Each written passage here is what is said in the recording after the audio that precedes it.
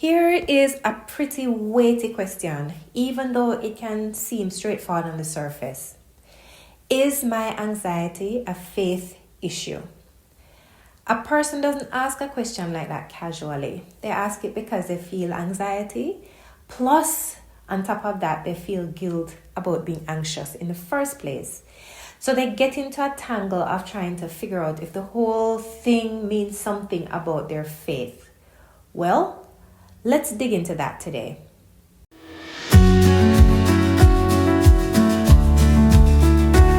Welcome to the Confident Christian Woman podcast, where we tackle questions about things that have been keeping you stuck in unfulfillment, dissatisfaction, or straight up misery. This is where you'll find the help you need to move forward from confusion, fear, or self-doubt into joy, fulfillment, and peace. This is where we become confident Christian women who not only believe, we obey. Now, let's dive in.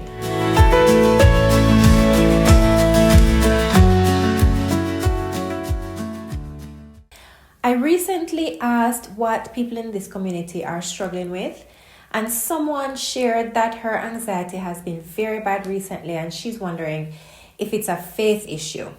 So the question that we're tackling today is my anxiety a faith issue? Because that's what the person asked.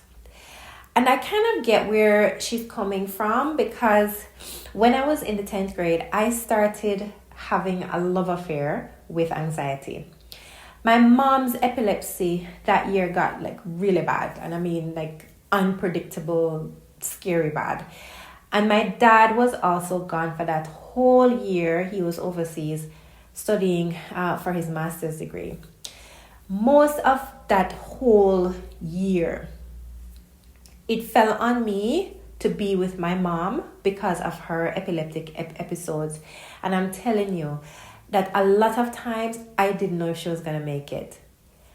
Plus, it's very disconcerting, to say the least, and traumatic in the extreme, to witness somebody who is at the center of your world as a child suffer like that, and to have no control over the situation. She didn't have any control over it, and neither did I. It was like her medication that she was on wasn't helping.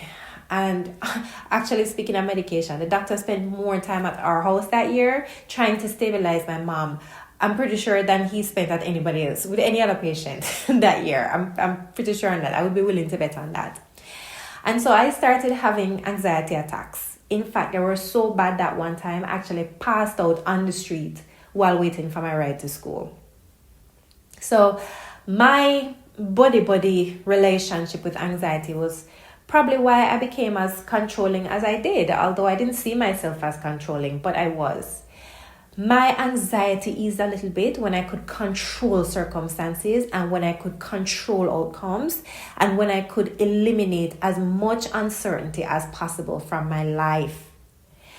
The whole time, just so you know, the whole time that I was partnering with anxiety, I was a born-again Christian. And I was anxious about countless things I can't even remember now. Even once I started the life I live now, the traveling life, where, I'm traveling a lot to very far places. The life that I've dreamed about since before I could remember. Once I started living that life, I found myself being anxious about luggage. I mean, will my luggage make it on the plane? Is my luggage on the plane? I would be craning my neck trying to look out the window to see if I could see the baggage handlers loading the luggage. Could I spot mine? Seriously, I was really anxious about luggage and many other things. And I tell you all of that to let you know that if you are on this particular struggle bus right now, you're not the only one, okay? You are definitely not the only one. So here's what I want to do today. You already know all the scriptures about anxiety, especially the very most famous one that people have probably quoted at you a lot. Philippians 4 verses 6 to 7. Do not be anxious about anything, but in everything by prayer and supplication with thanksgiving, Let your requests be known to God, and the peace of God, which surpasses all understanding, will guard your hearts and minds in Christ Jesus. You know it. It's been quoted at you a lot, I'm sure. You've probably quoted it at yourself a lot. And maybe you recite it over and over a lot to try and calm your fears. So I'm really not going to spend time today talking about the source of your anxiety or how to deal with that.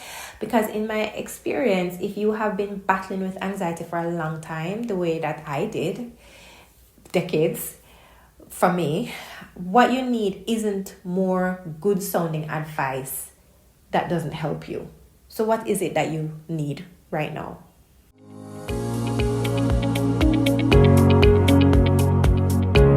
Hey, can I ask for a quick favor? If you've been finding value in the show, would you take a quick minute to rate and review it? Your rating and review help more women find the podcast and start getting unstuck. Thanks for being a rock star. Now, let's get back to today's episode. So instead of good sounding, spiritual sounding, not that helpful advice, what is it that you need? Well, you need revelation knowledge that God truly is in control, not just the head knowledge that you currently have. That's probably not what you expected to hear, but it was revelation knowledge that finally delivered me from my decades-long abusive relationship with anxiety. So I would recommend that if you are like on this anxiety struggle bus right now to the point where you're wondering if it's like, is it a faith issue? I am going to recommend that you ask God 3 things. Ask Him 3 things. Ask God to give you a revelation knowledge, because right now what you have is head knowledge. You don't have heart knowledge. Second, ask God to show you where you have mindsets that are out of alignment with how He says you are to think. And third, ask God to help you to bring your thinking into alignment with His word. And when I'm talking about mindsets, I can guarantee that you have like a lot of mindset issues that need to come into alignment with God's words. And I'm not saying that because you're anxious. I'm saying that because you're human. I have a lot of mindset issues. A lot that need to come into alignment. Okay? Some that I know about and God is working on with me. And some that I don't yet know about, which He will reveal to me when it's time. But when I am suggesting here in numbers 2 and 3 that I just gave you, that you ask Him to show you these mindset issues and to bring you into alignment. I'm talking about around whatever it is that is making you anxious or around your anxiety itself. Plus, you might want to look around in your life for times when you fretted and you were anxious and the worst case scenario that you were anxious about never materialized. Noticing the number of times that I had spent anxious over something that it turned out I never needed to be anxious about was part of what finally pushed me into a position to really have revelation knowledge. That same revelation knowledge that I mentioned a minute ago. And that led me to finally breaking up with anxiety. Because I stopped knowing in my head that God is in control and actually started believing it in my entire being. Not just in my heart, but in my whole being. So instead of focusing on how to handle your anxiety, I want to talk instead about the guilt that is likely what's causing you to even wonder if your anxiety is a faith issue. All right, so you are wondering, is this a faith issue? Which I'm sure feels judgmental and condemning, right? Just like saying it. I feel judgmental and condemning.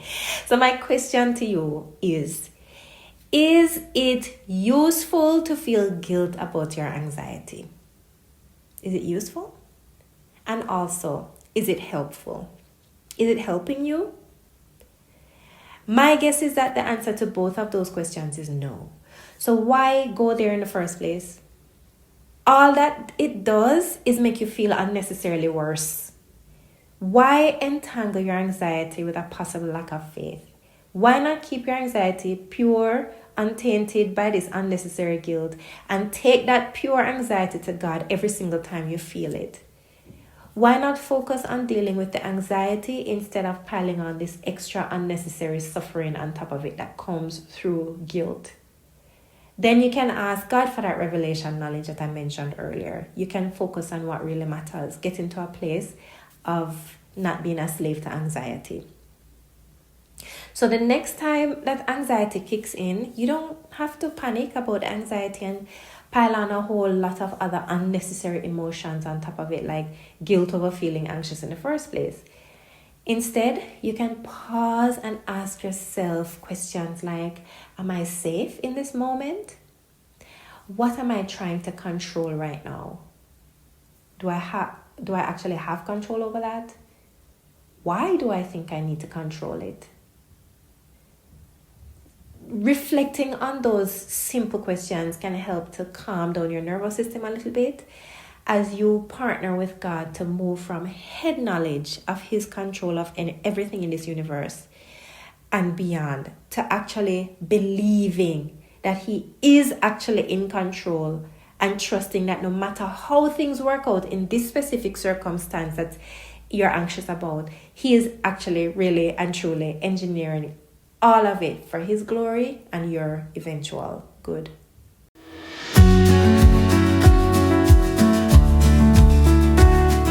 Thanks for hanging out with me today. If this episode encouraged or inspired you, please share it with someone who came to mind as you listened. You never know how much they might need it. See you next time.